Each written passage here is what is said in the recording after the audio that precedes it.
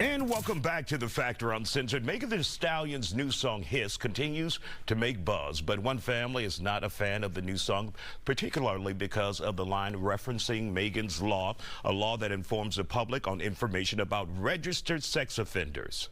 These hoes don't be mad at Megan. These hoes mad at Megan's Law. I don't really know what the problem is, but I guarantee y'all don't want me to start. Now, the law was named after 7-year-old Megan Kenka. She was raped and killed in 1994. Her father, Richard Kenka, is reported considering a lawsuit against the rapper. Joining us to talk about it, attorney Simone Redwine. First of all, how did we get here? Obviously, there was some beef between Megan Thee Stallion and Nicki Minaj. So correct. Tell us a little bit about that first. Yes, so Nicki says the basis of the beef is that Megan was encouraging her to drink at a point when she knew that Nicki was trying to get pregnant. Then when Megan created this song, she includes the lyric that says, "Don't be mad at Megan, be mad at Megan's Law." This is in reference to, in 2022, Nicki's husband, Kenneth Petty, failed to register when they moved to California. In turn, he received a year of house arrest as well as probation. And he was a sex offender. And because he is a sex offender, correct. And now take us to this point where Megan Kenka's family is considering a lawsuit against Megan Thee Stallion. Correct. So Megan Kenka's father was asked for comment, I believe it was by TMZ. Now, he's extremely conservative and not a fan of rap music.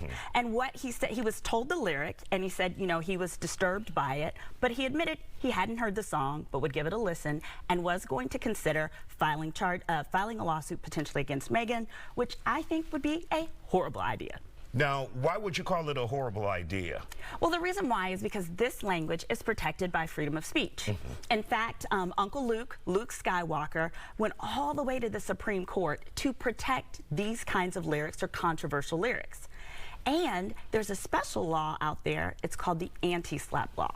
So if he were to file a lawsuit in a situation like this, where it's against someone who is talking about a matter of public concern, which of course the sex offender registry is, not only would Megan's team win, but his family would then have to pay Megan her attorney's fees, her lost wages, and up to 3 times her damages. So he could be on the hook for millions. Now, is he speaking in anger, or do you think he will really pursue this legally?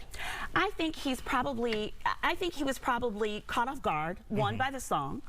As I mentioned, he doesn't listen to rap music. He's extraordinarily conservative as well. And I think that he wanted to give a soundbite and respond to the questions presented by TMZ.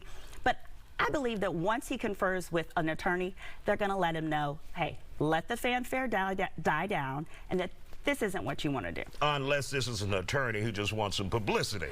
Correct. Yeah, in which case, to file a lawsuit against Megan Thee Stallion. And then that attorney will be on the hook big time, because if he knows that that's a losing case like that, he himself could be on the hook for paying Megan those millions that she would run up in lawyers' fees. Now, Mr. Kenka could turn this around and educate the public about Megan's Law, because many young people have never heard of it. You know, I've heard of it for years, but a lot of young people haven't heard of it, and they would now know what it's all about, do some research, learn more about his daughter, history. Absolutely, and know and learn how to use it. So, for example, a lot of people have no idea how do you put in your neighborhood, put in your address to find out where sex offenders are located in your apartment complex and so forth.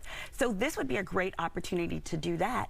Plus, there are other songs that are out there right now. There's actually, I did a search on lyrics.com. There are 46 different songs that reference Megan's Law. So if he were going to, you know, pursue a claim, he'd have to likely pursue those, including Nicki Minaj's own response song, which is called Bigfoot, references Megan's Law as well, and uses expletives as she does so.